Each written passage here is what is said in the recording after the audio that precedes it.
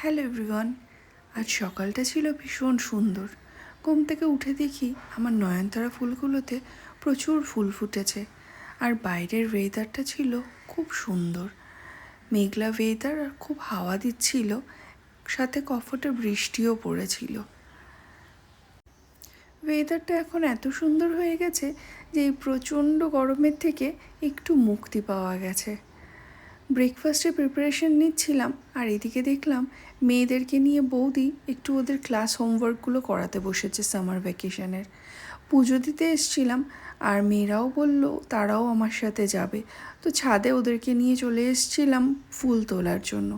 গাছের ফুল দিয়ে পুজো দেওয়ার আনন্দটাই অন্যরকম।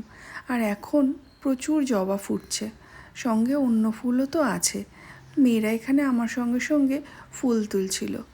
ওরা এখানটাতে এখন তুলছিল জুঁই ফুল।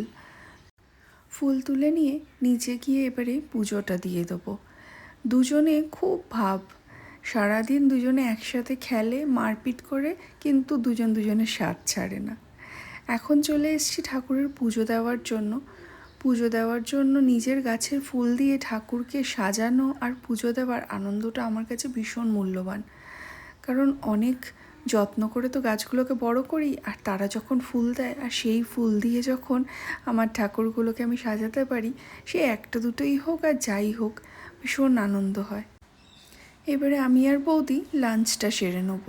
আজ লাঞ্চের জন্য বানিয়েছিলাম ঘরোয়া স্টাইলের বিরিয়ানি আর চিকেন কষা, ওই দই চিকেন বলতে পারো। আর বাচ্চাদের জন্য বানিয়েছিলাম ঝাল ছাড়া চিকেন আর পিস পোলাও। বাচ্চাদের খাওয়া অনেকক্ষণ আগেই হয়ে গেছে, এবারে আমি আর বৌদিই খেয়ে নেব।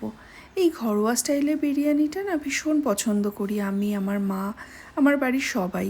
কারণ এগুলোতে একটু গন্ধ কম হয় তো ওই জন্য আর কি।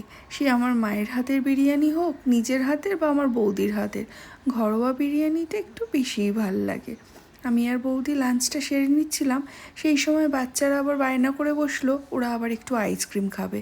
কিন্তু ওয়েদারটা যেহেতু একদমই ভালো না, তাই ওদেরকে না ছোট আইসক্রিম দিলাম, বেশি দিইনি, যদি ঠান্ডা লেগে যায়। আর একদম মাহির তো সামার ভ্যাকেশন একদম শেষের দিকেই ওর স্কুল খুলবে। তো এইদিকে আমার একটা পার্সেল এসে গেছে, ওই মিশো থেকে টব অর্ডার করেছিলাম, সেগুলো এসছে। দেখলাম বেশ বড়ই এসছে, আর কালারটা ছিল হোয়াইট কালার।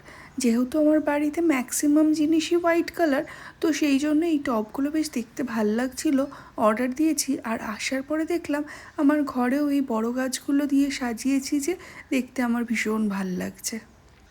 সমস্ত কাজ সেরে নিয়ে এখন এসছি নিজের জন্য একটা হেয়ার অয়েল বানাবো। মাথার চুলের যা অবস্থা হচ্ছে, তো সেই জন্য ভাবলাম একটু হেয়ার অয়েল বানিয়ে নিই।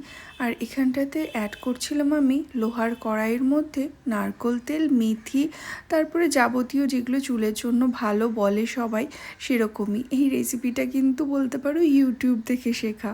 তো এগুলো দিয়ে সমস্ত কিছু দিয়ে একটা হেয়ার অয়েল বানিয়ে নিচ্ছি। একটু নিজের চুলের যত্ন নিতে হবে, কারণ একদম পড়ে যাচ্ছে চুলগুলো। হেয়ার অয়েলটা তৈরি হয়ে গেছে, এবারে ঠান্ডা করে নেব, তারপরে চলো এবারে অ্যাপ্লাই করে নিই। অ্যাপ্লাই করার জন্য ফার্স্টে চুলটাকে একটুখানি কোম করে নিচ্ছি। এবারে একটা স্প্রে বটলে ভরে এটাকে পাট করে হেয়ারের মধ্যে অ্যাপ্লাই করে দেবো। দেওয়ার পরে একটুখানি মাথার মধ্যে ম্যাসাজ করে দেবো, যাতে ওই ব্লাড সার্কুলেশনটা হয়, আর একটুখানি যাতে তেলটা মাথার মধ্যে অ্যাবজর্ভ করে নেয়। মেয়েরা এখন ঘুমোচ্ছিল, সেই সুযোগে আমি এখন একটু মি টাইম কাটাচ্ছিলাম। আজকে ওয়েদারটা ভীষণ ভালো।